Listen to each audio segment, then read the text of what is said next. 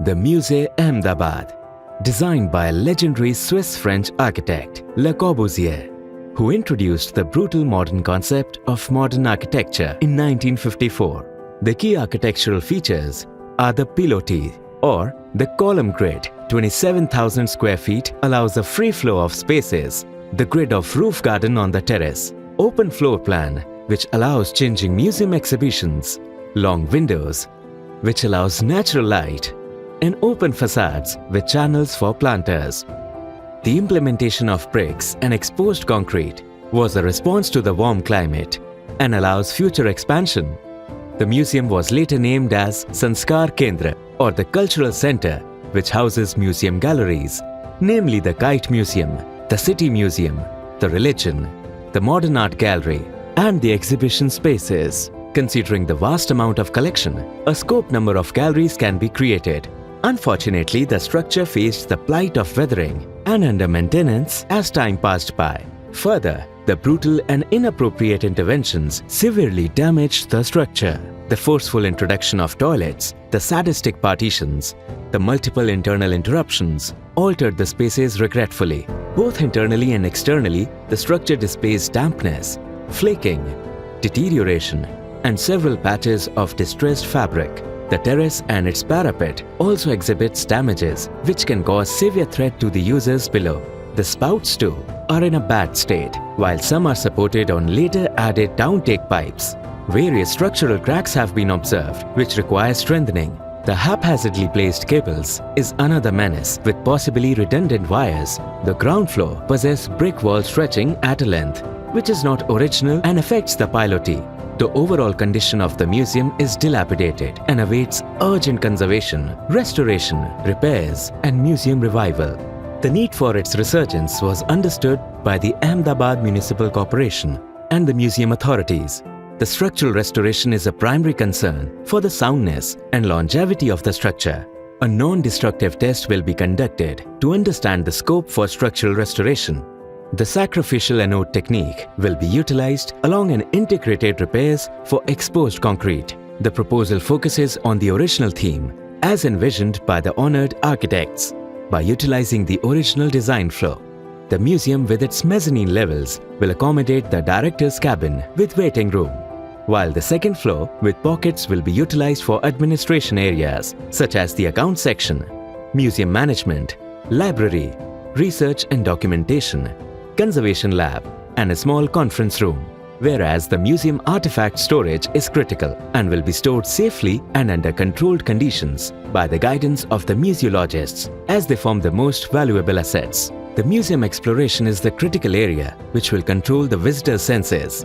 The aim lies in generating curiosity and interest of varying age groups. The exhibition display proposal will vary according to the artifact types, and its arrangement will range from display cases, wall displays, hanging, mounting, etc. The safeguarding of the fragile and archaeological delicate items can be achieved by placing the objects in a temperature-controlled environmental condition. Besides, these artifacts will be secured under the vigilance of CCTVs and advanced electronic locking systems. The safety of objects is a serious concern, considering the physical and chemical hazards, and thus will be closely monitored and guarded. The risk management and safety measures of the visitor include metal detectors, public announcements, and fire extinguishers. The display and exhibit of the objects forms the soul of the museum, and a spatial arrangement should engage the senses of the visitors. Thus, the rethinking of the museum space displays is necessary owing to its lifeless state. The new character of the museum space aims at a multisensory approach to encourage visitor participation. A variety of rearrangements for objects and antiquities with the help of modern technologies will breathe in new dimension. The galleries will be curated according to the collections present with the museum, ranging from Kite Museum, archaeology, Ahmedabad's history, and other folklore exhibits. The proposal is further inclusive of new galleries, extending to Textile Gallery for the Ahmedabad, was known as the Manchester of the East, and Music Gallery for its vast hidden collection of vintage records. The donated and lent objects by museum patrons will have a separate space, as it requires special handling. The museum curation will focus on heterogeneity of exhibit panels, cases, cabinets, wall displays, individual standing glass boxes, pedestals, and free-hanging objects. Besides the exhibits, the circulation is crucial, which later becomes the space identity of the museum. The pause spaces, to allow smooth transition into new spatial arrangement, will help control the overwhelming.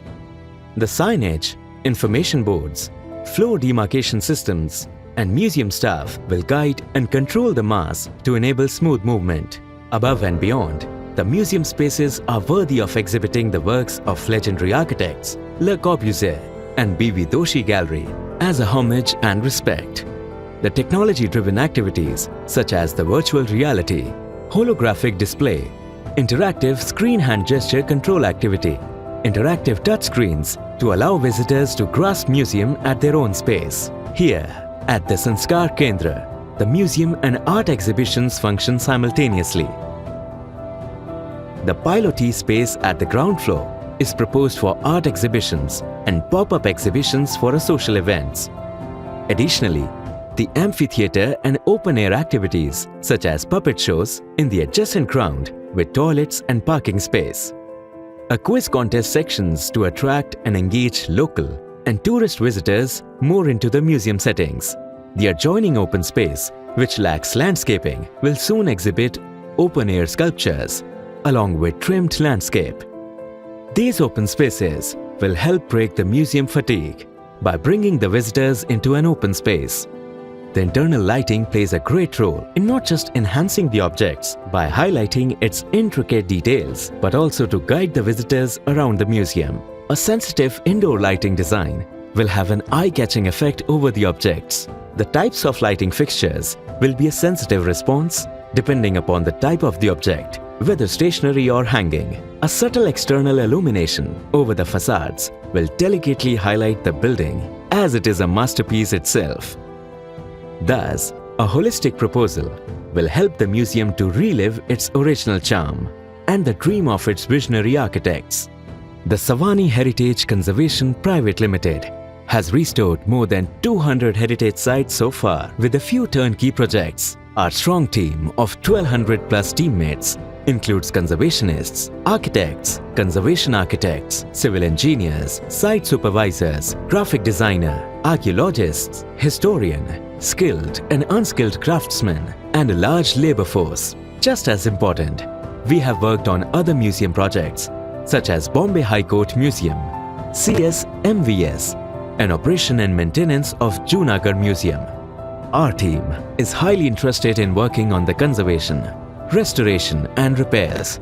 To be specific, if given a chance, can also undertake the operation and maintenance of the Sanskar Kendra. With this in mind, we hope to contribute to the redevelopment of the museum by becoming a catalyst.